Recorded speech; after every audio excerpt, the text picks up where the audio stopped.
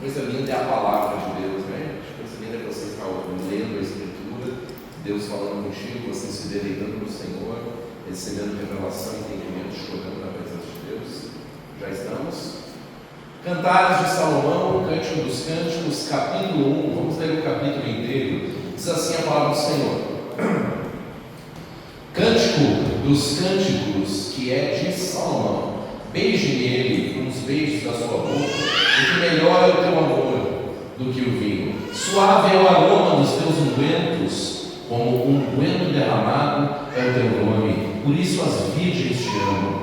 Leva-me tu, correremos após ti. O rei me introduziu nas suas recâmaras. Em ti nos regozijaremos e nos alegraremos. Do teu amor nos lembraremos mais do que do vinho. Os retos te amam. Eu sou morena, porém formosa, ó filhas de Jerusalém, como as tendas de Quedar, como as cortinas de Salomão. Não olheis para eu ser morena, porque o sol resplandeceu sobre mim. Os filhos de minha mãe indignaram-se contra mim, puseram-me por guardas das vinhas. A minha vinha, porém, não guardei. Diz-me, ó tu, a quem ama a minha alma, onde apacentas o teu rebanho, onde fazes descansar ao meio-dia? Pois, por que razão seria eu como a que anda errante junto aos rebanhos dos teus companheiros? Se tu não sabes, ó mais formosa entre as mulheres, sai-te pelas pisadas do rebanho e apacenta as tuas cabras junto às moradas dos pastores. Formosas são as tuas faces entre os teus enfeites, o teu pescoço com os colares. Enfeites de ouro te faremos, com incrustações de prata. Enquanto o rei está sentado à sua mesa, o meu nardo exala o seu perfume. O meu amado é para mim, como um ramalhete de mirra posto entre os meus seios, como um ramalhete de rena das vinhas de Engedi é para mim o meu amado. Eis que és formosa, ó meu amor, eis que és formosa, os teus olhos são como os das pombas. Eis que és formoso, ó amado meu, e também amável, o nosso leito é verde. As traves da nossa casa são de cedro, as nossas varandas de cipreste. Amém? Cantares, capítulo 1. O livro de Cantares tem pelo menos 3 camadas de entendimento. A primeira camada que fala sobre vida sentimental. A segunda camada que vai fazer uma tipologia entre a noiva e o noivo do livro de Cantares, embora muitos teólogos não gostem desta tipologia, e mais profunda ainda a questão profética que está revelada no livro de Cantares. E eu gostaria de falar um pouquinho dessas 3 camadas. Respire fundo e venha comigo. Beije-me com os beijos da tua boca, porque melhor é o teu amor do que o vinho.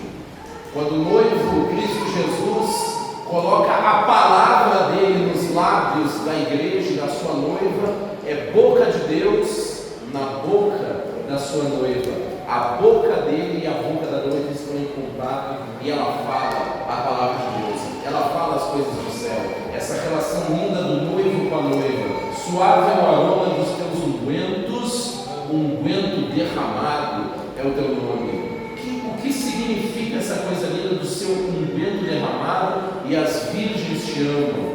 Ainda leva-me, o rei me introduziu nas suas recâmaras. Que coisas lindas, coisas apaixonantes, falando do dia do encontro da noiva com o seu noivo. E a poesia hebraica, que é muito diferente da poesia que a gente conhece aqui no nosso continente, pois ele fala das sensações que ele tem com as coisas e não da aparência. Por exemplo, as éguas dos carros de Faraó, eu te comparo. Que homem brasileiro faria uma comparação dessa, não é? Algumas se sentem elogiadas, chamadas de cavalas, essas coisas, mas isso é sempre muito vulgar. Mas a honra, a elegância daqueles animais é que está sendo mencionada. A noiva ainda vai dizer, a sunamita vai dizer que o sol queimou a sua pele porque ela estava cuidando das vinhas e ela ficou morena. As mulheres nobres daquele tempo não trabalhavam assim, mas a sua pele era como as cortinas ou as tendas de Quedar, que eram marrons, ou como as cortinas de Salomão, que eram pintadas nessas cores. Coisas lindas estão escritas aqui. Por exemplo, como um ramalhete de rena, o meu nardo, o meu perfume. As noivas naquele tempo, no tempo de Jesus também, carregavam sobre seu pescoço um recipiente onde tinha um perfume caro, o perfume de nardo, por exemplo. os vasos de uma pedra preciosa translúcida, que era chamada de alabastro.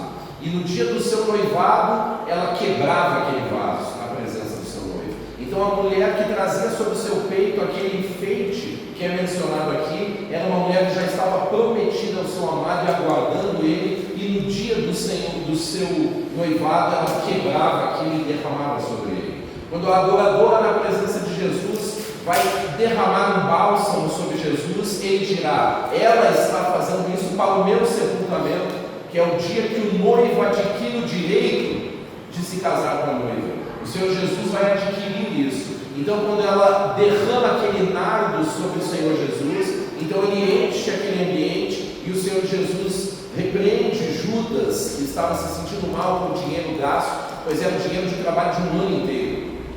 Nós cantamos aqui: não importa o quanto custou, Jesus, o teu amor é maior. Então ela derrama aquilo sobre Jesus. Jesus diz: ela fez isso para o meu sepultamento. E aqui eu quero começar a entrar em algumas camadas deste texto do livro de Cantares, que é uma comparação que o Senhor colocou no meu coração às festas judaicas.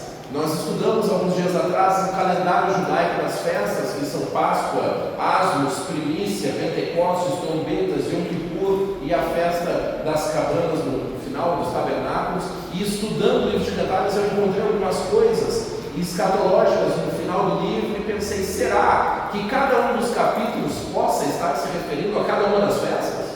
E em oração ouvi a voz do Espírito Santo dizer: sou eu que estou te dando esse entendimento. E eu chorava na minha mesa e glorificando a Deus pelas coisas lindas e maravilhosas que estão na palavra de Deus. Nós sabemos que a Páscoa é uma festa onde o Senhor Jesus vai morrer, em representação à Páscoa hebraica, onde os primogênitos morrem no Egito e o sangue do cordeiro é colocado naquelas portas, e Jesus vai cumprir isso como Cordeiro de Deus.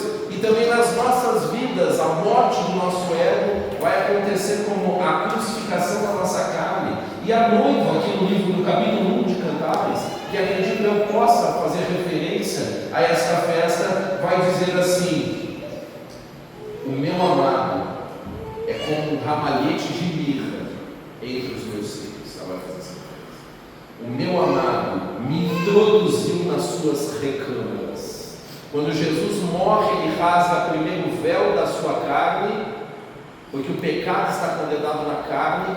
A palavra véu no grego, letes, ou aletheia, sem véu. Quando você rasga o véu do tabernáculo, entra, e como o rei Assuero recebe a rainha Esther, então ela entra na sua presença, ela é aceita por ele depois disso. Quando ele estende o cetro, quando ele rasga o véu, representando aqui figuradamente também o ímã de uma mulher que dá entrada ao homem, ele entra ela entra ele, o rei introduziu nas suas recâmaras, como um unguento derramado é o teu nome. No Salmo vai dizer: o Senhor derramou a sua alma na morte, e por isso as virgens te amam, diz o texto de Cantares. Por isso a tua noiva é apaixonada por ti. O verdadeiro adorador chora com a mensagem da cruz, o significado que aqui tem por ele.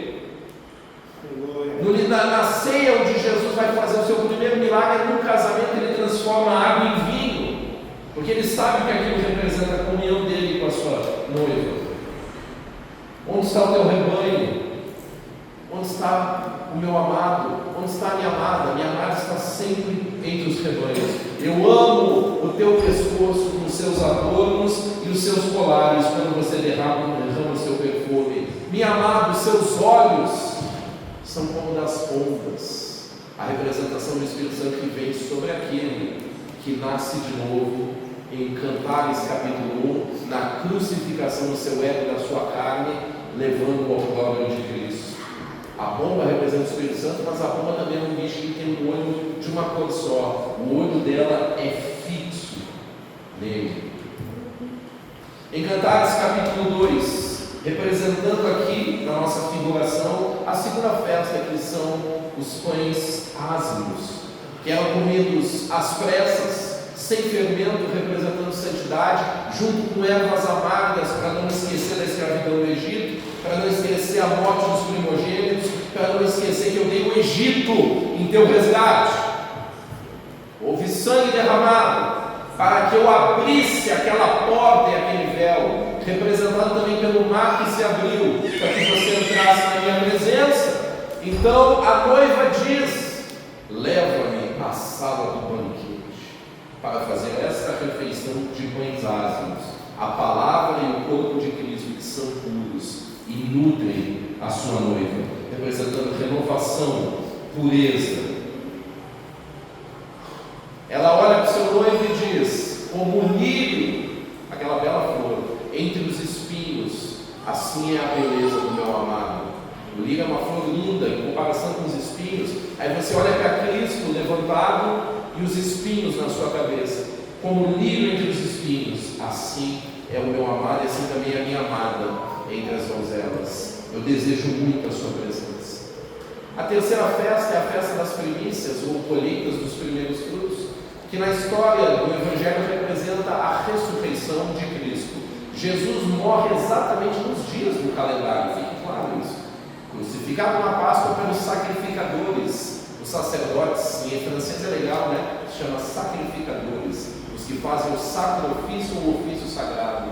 Então ele vai ser crucificado ali. E ali vai acontecer algo muito lindo, porque no capítulo 13 de Cantares a noiva diz: eu busquei aquele a quem amo e não achei. A vez de me procurar, para onde eu vou, vós não podeis ir. O pessoal pensou: ele está indo para a dispersão dos judeus, ele vai se suicidar. Para onde eu vou, vós não podeis ir. E olha que lindo, Mano Jones. Aí ela procurou, não achou e disse: os guardas me acharam. Quem estava guardando a porta do sepulcro? Os guardas estavam lá guardando. E ela vai procurar e não vai achar. Aí ela vai dizer: busquei o que amo e não achei, acharam-me os guardas. Aí depois ela acha, sabe como é que ele está? Ele está carregado na liteira de Salomão, nos ares, sendo carregado pelos seus servos. Lembra que a gente foi lá em Ouro Preto e vimos uma liteira de rei? Ele estava sendo carregado nos ombros como Jesus, levado pelos anjos ao seu trono como rei, nesse momento, onde ela vai ao sepulcro, não acha, e ela olha ao redor: achei o amado Daniel, o filho de Davi, está subindo, carregado pelos anjos. Esse é o dia do desposório. Esse é o dia onde o noivo prepara o lugar e prepara a tenda para o dia que a noiva eficazmente vai se encontrar. A festa seguinte é a festa de Pentecostes, quando o Espírito Santo será derramado. Olha só que coisa linda. Outra referência aos olhos dela como pomba, porque o dia de Pentecostes é o dia do selo da sua noiva com o seu Espírito. No livro de Cantares, então, vai ser chamada assim a noiva: fonte selada, jardim fechado, sem mancha, porque todos os seus pecados foram redimidos, e eis que és formosa, minha amada. Os teus olhos são como a pomba, como um rebanho tu és, e não é estéril. 3.000 se convertem na pregação de Pedro no livro de Pentecostes. O seu falar é agradável, as línguas são derramadas no dia de Pentecostes. Cantares capítulo 4: os teus lábios são como um fio de escarlate conectado ao Senhor, os seus seios como mirra preciosa e o colar no seu pescoço, falando da noiva amada no dia que ela se torna dele fonte selada. Os teus amores se manifestam ali na festa de Pentecostes. Que coisa linda! No livro, no capítulo 5 de Cantares, representando a festa das trombetas, que é a festa onde os atalaias estão anunciando a preparação para o Yom Kippur. As trombetas eram tocadas como os profetas avisavam e pregavam arrependimento, como nos quartéis se via de longe o inimigo e era tocada a trombeta para avisar, e havia sinais e toques de trombeta específico. A trombeta representa o atalaia, a voz profética. E então no livro de Cantares dizia assim: eu dormia, mas o meu coração velava. Quando as noivas na parábola estão dormindo e aguardando a voz do noivo, umas têm azeite, outras não têm. Então a voz do noivo vem, olha o que diz em Cantares: eis a voz do meu amado batendo. Eis a voz do meu amado batendo. Está tal é o meu amado, ó filhas de Jerusalém. E ela vai dizer assim: ele colocou a mão nas aldrabas da fechadura. E eu pensei, eu já estou cheia de mirra, os pés descalços, eu vou me vestir de novo para levantar, para abrir. Ela ficou hesitante. E aí o coração dela apertou quando ela viu ele tentando abrir. Como diz o pregador: eis que estou à porta e bato. Se alguém abrir, eu entrarei na sua casa e cearei contigo. Então ela vai sentir angústia por isso, vai abrir e vai sair para procurar o amado. E não vai mais encontrar. Buscai-me enquanto está perto, enquanto é possível achar. Festa das trombetas anunciando o juízo que vem em Yom Kippur. Estão me fazendo entender? Yom Kippur, expiação ou redenção, o dia do perdão. Tinha o dia do perdão uma vez por ano e tinha o ano do perdão, que era o ano de jubileu, onde era uma festa onde todos eram perdoados de dívidas, as terras arrendadas eram devolvidas, os escravos eram soltos, para que a mensagem do Senhor chegasse até nós. Isso foi ensinado. Então ela vai correr atrás do noivo e vai dizer: para onde foi para que busquemos? Eu sou do meu amado e ele é meu. E aqui na festa do Yom Kippur, quando se separam os que são perdoados porque se arrependeram e os que são eternamente condenados, vai haver uma diferença entre a noiva e as demais. O texto dirá: o que há de diferente na tua noiva e entre as demais? A minha noiva é como uma pomba imaculada. Quem é essa que sobe como a alva, como um exército com bandeiras? Falando da redenção. E agora vou ver os seus frutos. Então, em Yom Kippur, os frutos dignos de arrependimento. Aqui, a noiva que saiu e não encontrou, recebe o perdão no Yom Kippur, noiva imaculada. A última festa, festa dos tabernáculos, era a festa que eles se reuniam em cabanas e representando a sua caminhada como nômades, andarilhos, sabendo que esta terra não é nossa e que é uma terra de descanso, que representado também está no sábado, um descanso eterno e um descanso escatológico. Nesta festa dos tabernáculos, quem não passasse pelo Yom Kippur não podia ir na festa dos tabernáculos. Quem não é perdoado não será glorificado. A glorificação eterna que vai acontecer. Também é uma festa de colheitas, de avivamento. Então ele vai dizer assim: eis que és formosa, o teu amor é aprazível, o rei está preso em ti. E nessa festa aqui, quando ela entra definitivamente nas regiões celestiais, ou na casa do noivo, é o dia que ela quebra o seu vaso de alabastro, e ele menciona isso aqui no capítulo 7 do livro de Cantares. Então nós temos 7 festas e 8 capítulos. O que acontece no capítulo 8? No capítulo 8 de Cantares vai acontecer coisas lindas. Eu gostaria, com a sua licença, de ler este capítulo 8, que diz assim: a sua mão esquerda esteja debaixo da minha cabeça. Deixa eu ver se eu comecei em versículo certo. Não é? Cantares 8, versículo 1. Alguém tem aí?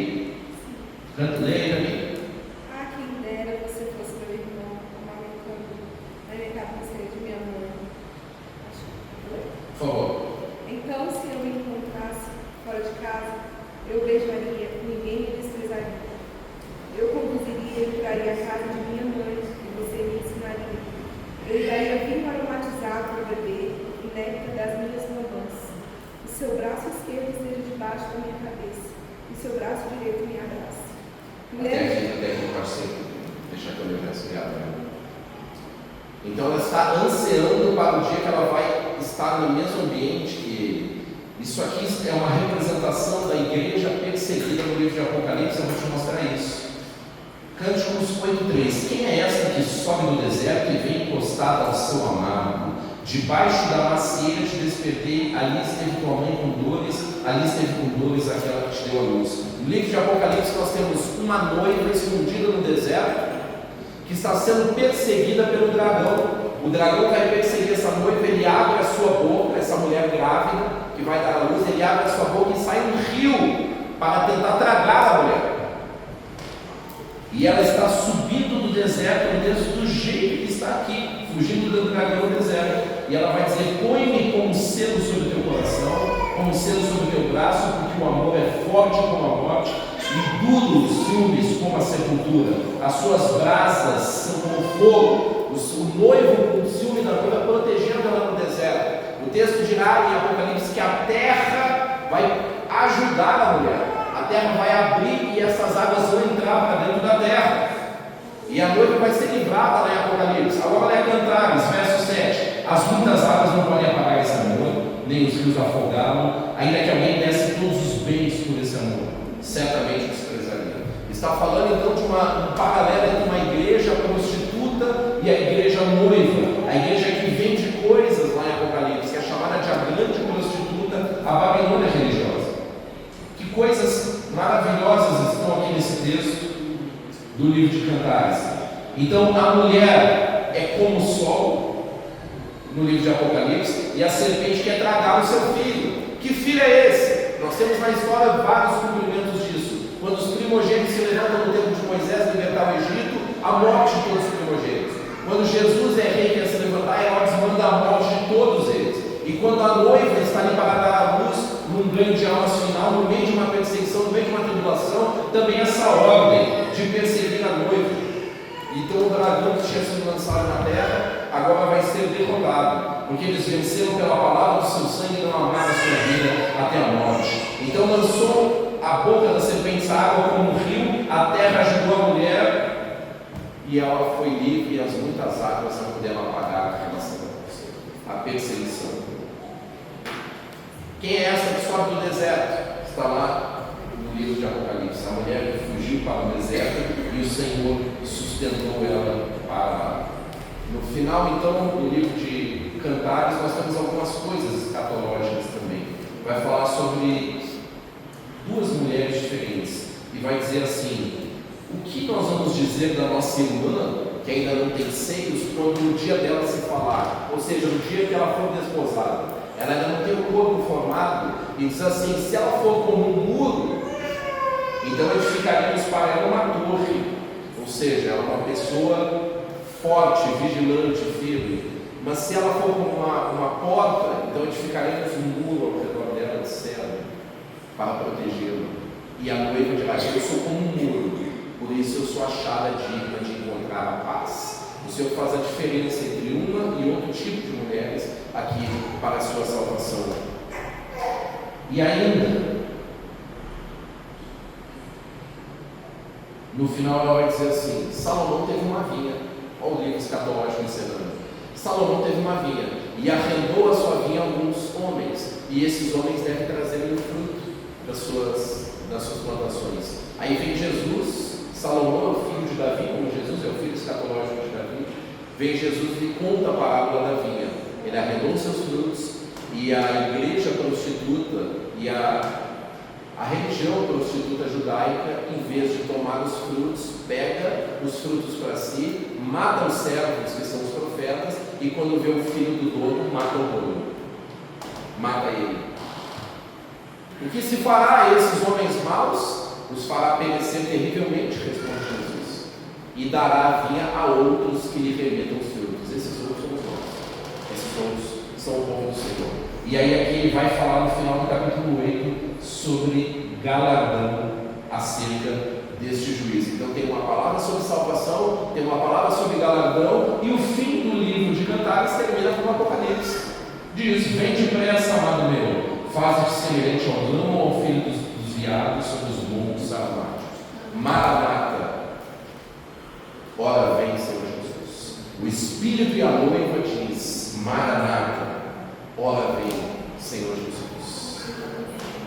Coisas lindas e apaixonantes, a gente não tem como falar tudo, né, que tem de simbologia num livro como esse. Camadas proféticas, camadas sobre vida sentimental, camadas apaixonantes. O livro de Cantares é uma profecia, como as festas judaicas são uma profecia. Existem códigos no livro Bíblia, existem milhares de conexões mapeadas já entre os textos do Antigo e do Novo Testamento.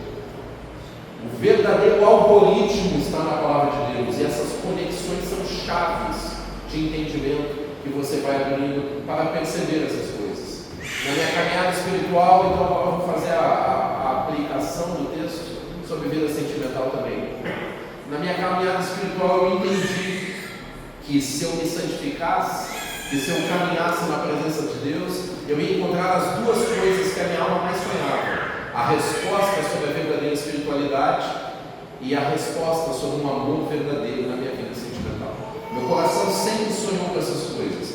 Quando eu era novo, eu via a promiscuidade do meu irmão já faleceu, perdeu a vida em depressão por jogar-se na sua expectativa de ser feliz por meio de mulheres.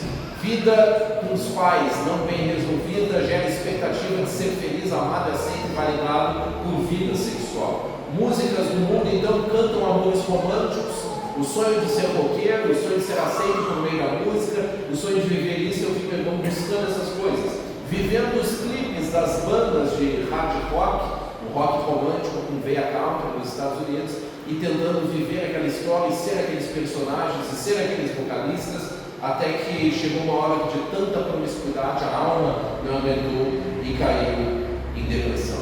Em 1998 eu era um adolescente no ensino médio, angustiado por não ter encontrado as respostas, querendo saber a verdade sobre Deus, já cansado de tentar encontrar a resposta em relacionamentos múltiplos. Então eu estava escutando uma música ainda do Bon Jovi, dizendo a Love. E aí, escutando aquilo, eu comecei a falar com Deus sem conhecimento nenhum sobre Deus. É importante eu dizer que lá no Rio Grande do Sul as pessoas não são como aqui, que todo mundo ou é crente ou é desviado. Eu era um jovem que não fazia a menor ideia do que era ser crente. Aqui tem uma igreja em cada esquina, tem lugar que tem uma igreja lá da outra, parece o setor eclesiástico do sul. Lá a gente não tem isso, lá ninguém sabe o que é, lá ser crente é ser visível. Lá quando alguém faz aniversário, ninguém diz Deus te abençoe. Lá você não passa numa loja e está tocando louvor. Lá você não está no restaurante, no meio do repertório, alguém puxa um hino de Deus. Lá falar de Jesus é inconveniência. Você tentar contar o que Deus fez na sua vida é desagradável para as pessoas. Você está sendo sem noção na cabeça das pessoas. Então eu era esse jovem lá querendo encontrar essa resposta. Ouvindo essa canção, então, inspirado por aquele amor da música, eu comecei a escrever um poema. Fiz um desenho de como eu gostaria que fosse a minha esposa. Desenho o cabelo, desenho o corpo, eu sou bom desenhista, mas fiz o desenho, escrevi um poema, botei a data embaixo e disse: o dia que eu encontrar essa moça, eu vou me casar com ela e vou entregar para ela esse poema. E ainda sem conhecer Deus, eu comecei a receber sinais espirituais de Deus se comunicando comigo. Então eu falava com Deus, dizia: Deus, eu gostaria de te encontrar, eu gostaria de saber a verdade sobre espiritualidade. Eu gostaria de saber se o Senhor fala, porque eu já fui em tanta religião e não encontrei nada. Queria que o Senhor me mostrasse as coisas. E eu me lembro de ter dito assim: eu sei que se eu encontrar a verdade, eu terei de fazer coisas que eu não quero, e parar de fazer coisas que eu não quero parar. Mas eu prefiro não ter caprichos. Quando eu fiz essa oração, eu comecei a ter sonhos à noite. E eu acordava sabendo que Deus tinha falado comigo, mas não conseguia me lembrar. Eu comecei a ter experiências espirituais em lugares. E comecei a ver que Deus falava comigo por meio de sinais. Que eu até nem vou falar aqui que está sendo gravado, que acho que a maioria das pessoas acharia que é doideira ou psicose. Mas Deus começou a me mostrar sinais, eu comecei a entender esses sinais, ainda não tendo sido evangelizado. E surgiu na época aquele filme do Titanic, que narra um amor muito profundo, uma paixão muito forte, e eu fui para aquele filme que disse: eu gostaria de ver um amor com esse nível de intensidade. E assisti aquele filme, fiquei com aquilo na minha cabeça, e a minha cabeça começou a gravitar em torno de Deus, ela falando comigo, mas eu não estou entendendo. E eu comecei a pedir sinais. Eu disse: eu vou lá no cinema ver o Titanic sozinho, e eu quero que o Senhor me dê algum sinal sobre isso. Não sabia o que. E eu fui assistir o cinema sozinho, com o colega que me roubou hoje. E lá no meio do filme, com uma moça protagonista chamada Sir Rose, eu na minha cabeça disse: Deus, se realmente o Senhor fala comigo, e se eu estou entendendo que o Senhor tem algo para mim nessa área, que quando eu voltar do cinema pela rua, eu encontrei uma flor, uma rosa no chão. E aconteceu ou não aconteceu? Aconteceu. Encontrei a rosa, juntei. Cara, isso não pode ser coincidência, né? Mas pode ser também. E aí depois, um rapaz muito simples, sem muita condição financeira, eu fui trabalhar nas lojas Renner, do Shopping Praia de Belas, Porto Alegre, na beira do Guaíba. E trabalhando naquela loja, que na época era uma grande loja de departamentos, não só de roupa, eu eu subi no andar que vendia CD, um andar só de CD. Aí tinha uns aparelhinhos dessa altura, que eram os tocadores dos CDs, e você apertava com os CDs que eles tinham posto lá, estava programado. E numa loja que tinha um andar que tinha umas 10 vezes isso aqui, cheio de CD, tinha um aparelho lá, e eu ouvia na época uma música que era Still the One, da Shania, e eu disse: Deus, se realmente o Senhor tem falado comigo sobre isso, que quando eu ligar aqui, eu nem sei operar esse negócio, toque essa música. E que música tocou? E ela começa essa música falando, de maneira que eu nem reconhecia o que era a música. Ela vai dizer assim: na primeira vez que eu te vi, eu vi o amor. Na primeira vez que eu te toquei, eu senti o amor. Aí começa a bela música. Still the One, quer dizer, ainda é o único, ainda eu te amo e tal. E aquilo começou a arder no negócio. Depois eu encontrei a Cristo, fui evangelizado, fui para a igreja, tive experiências com Deus, e eu comecei a escutar a voz de Deus e ter visões, né, do acelerando meio testemunho, e Deus começou a me mostrar que se eu me santificasse, eu realizaria os sonhos. Salmo 25, 12 a 14 vai dizer que o homem que teme ao Senhor, ele instruirá no caminho que deve escolher, na prosperidade repousará a sua alma e a sua descendência herdará a terra. No 14 diz: a intimidade do Senhor é para os que o temem. E eu pensei, se eu tiver intimidade e santidade, então o Senhor vai me mostrar. No dia que eu ouvi uma pregação sobre isso na igreja Batista Brasa, de onde vem a Brasa Church, que hoje está famosa daqui no Brasil, eu congreguei lá, me converti lá. Então naquele dia um rapaz chegou para mim e apontou o dedo assim no corredor: Deus me falou que vai realizar todos os seus sonhos. E eu guardei aquilo que eu estava esperando aquela resposta. A intimidade foi crescendo, então Deus me mandou ir sair da minha terra. Eu fui para Natal, lá eu consegui construir uma grande intimidade, fui para o campo missionário, me consagrei, me santifiquei. Deus me mandou para Brasília e me mostrou que aqui eu ia encontrar minha esposa. Quando eu cheguei em Brasília, eu já tinha tido visões sobre como seria. Cheguei aqui em Brasília com uma mala nas costas e acho que 30 e poucos reais. Aí no caminho Deus mandou dar 15 para um cara, cheguei com uma mala e poucos reais. E aí o Senhor começou a mostrar: não quero mais que você faça a faculdade de administração, você vai fazer direito. Não quero mais que você trabalhe como modelo, você vai deixar isso. Aí chegou a hora que ele disse: não vai mais para a academia, estou tirando isso de você por um tempo.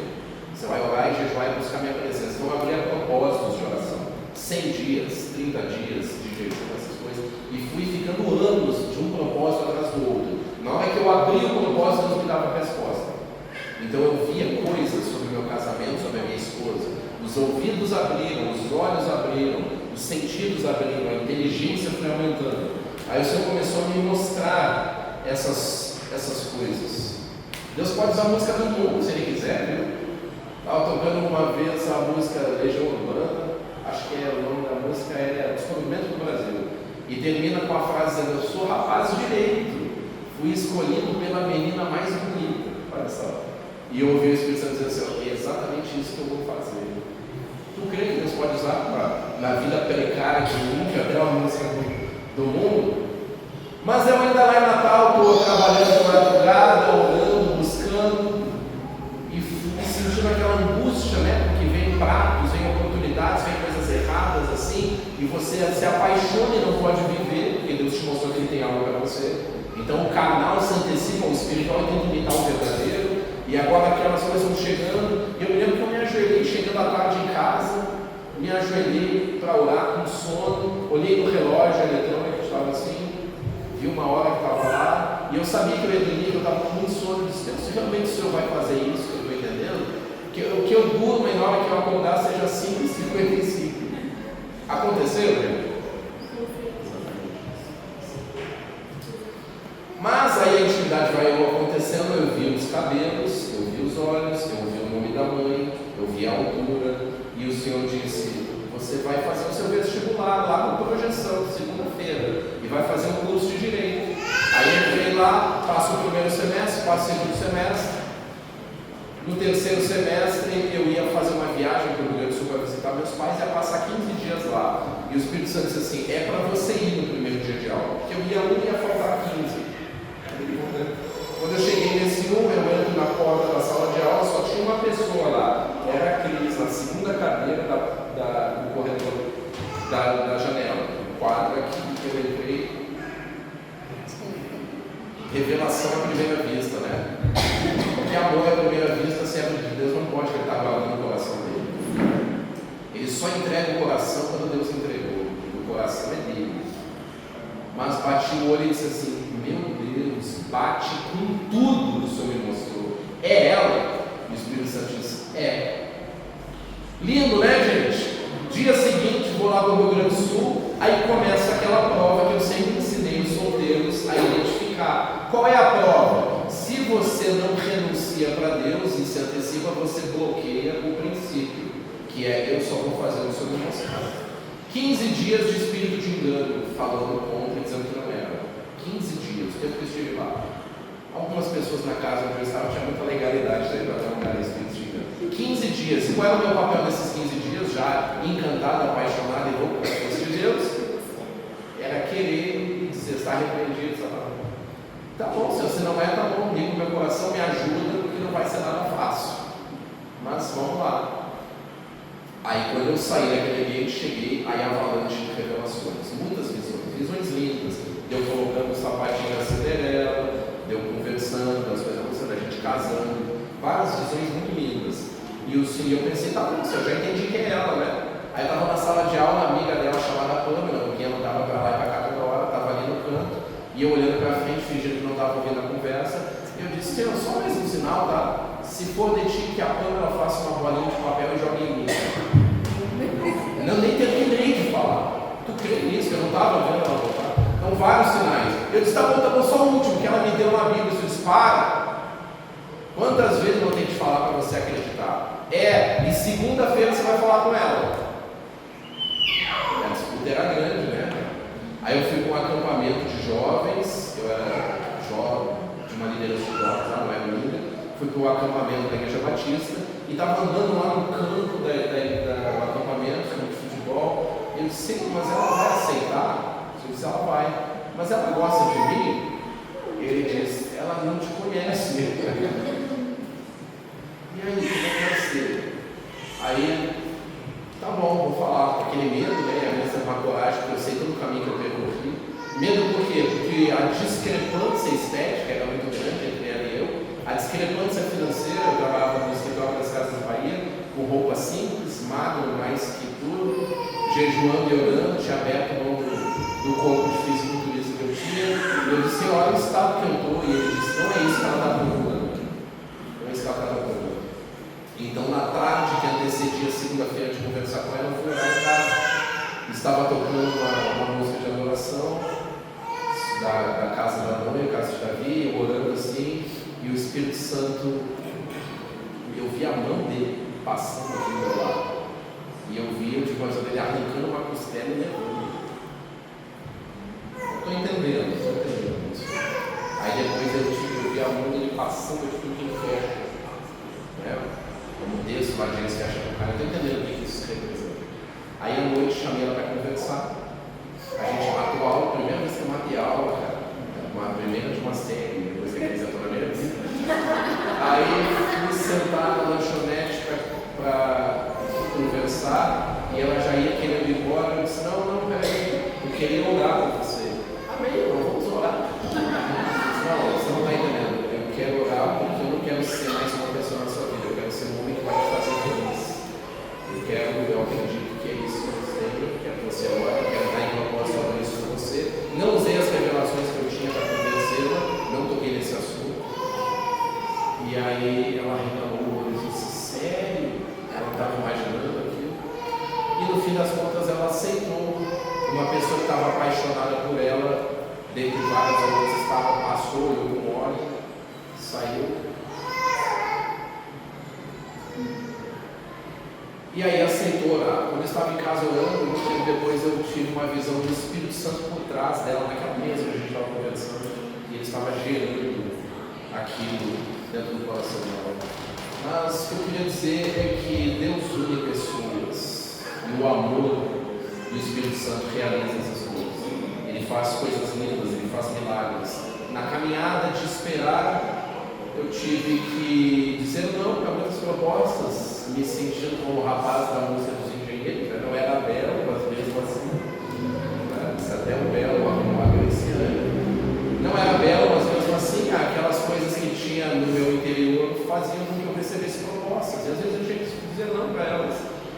propostas do tipo de moças de Deus mesmo, que queriam, né?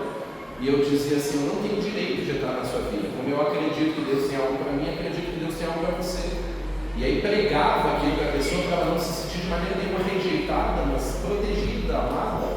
E uma dessas moças para quem eu disse isso, apesar de ser noivo ficar de raiva, depois eu tive a graça de hospedar um pastor que veio do Nordeste, hospedei na minha casa porque ele ia pregar na nossa igreja, e Deus tinha dito para ele que ele ia encontrar a esposa dele na igreja Batista Total, onde a gente congregava, e era essa moça.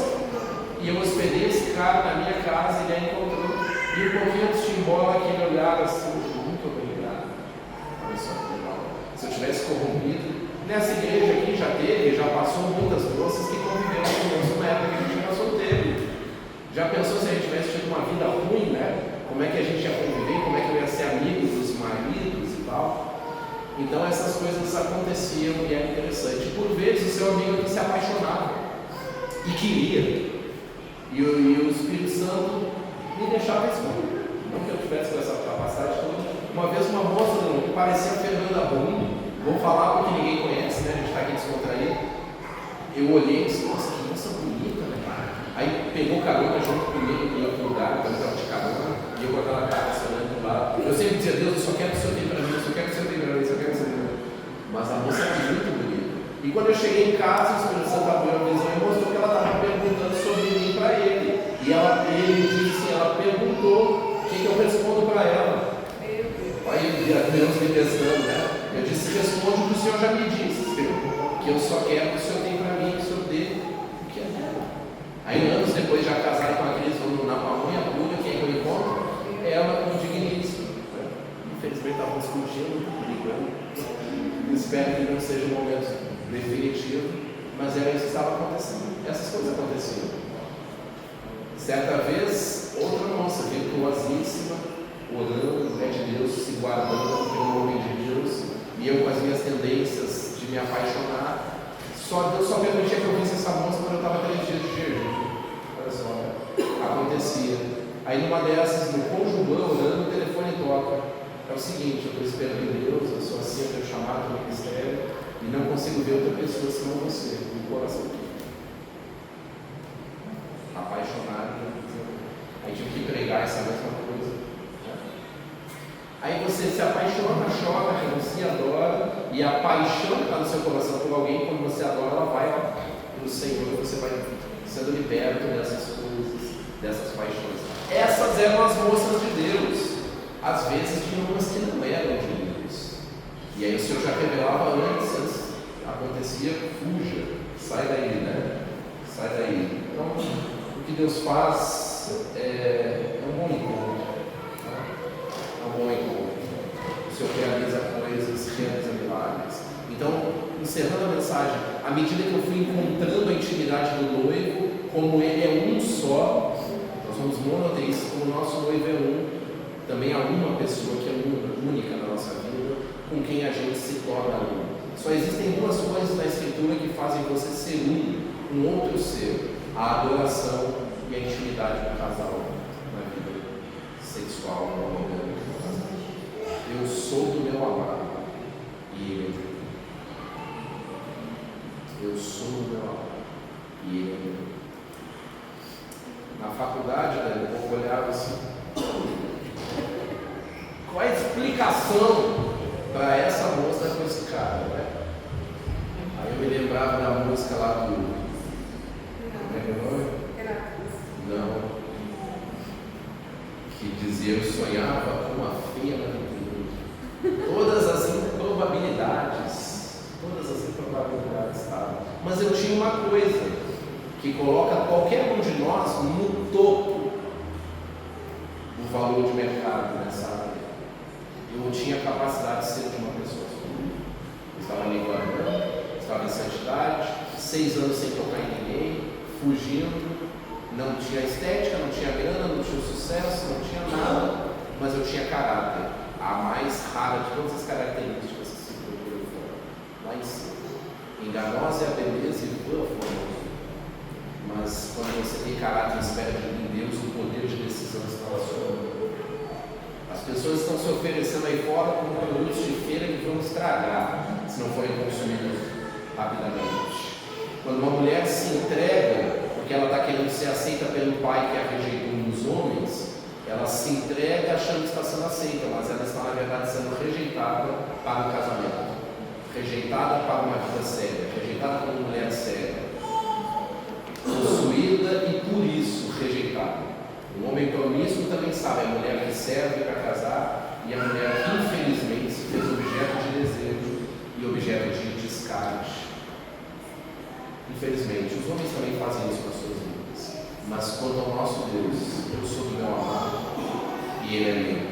É algo guardado na região do coração, que é derramado. A coisa mais preciosa nós guardamos para entregar a Ele. Esse é o contexto da adoração. A adoração é oferecer o corpo como sacrifício vivo, santo e agradável a Deus, o verdadeiro culto espiritual, Romanos 12, 22, que é o que a noiva oferece para o Senhor. Amém, meus queridos? Vamos ficar de pé e orar. Já fazia mais de 12 anos que assim não ouvimos o testemunho, né? Eu falei para assim, uma época, que quando eu fosse chamado para pegar em 2 lugares ao mesmo dia, eu ia botar assim. Vai lá e conte tudo que você já ouviu essas histórias. Tanto que você já ouviu.